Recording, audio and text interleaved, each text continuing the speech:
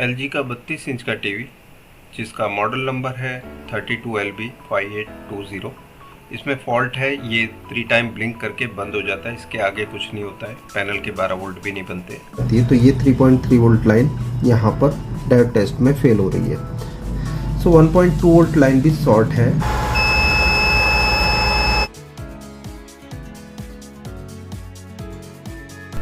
ये IC okay है, reballing की तकलीफ थी।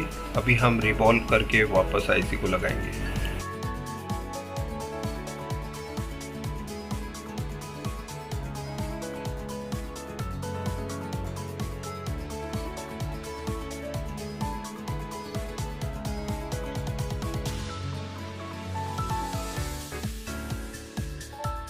माइक्रो प्रोसेसर की रिबॉलिंग की और वापस लगा दिया और ये टीवी ठीक हो चुका है।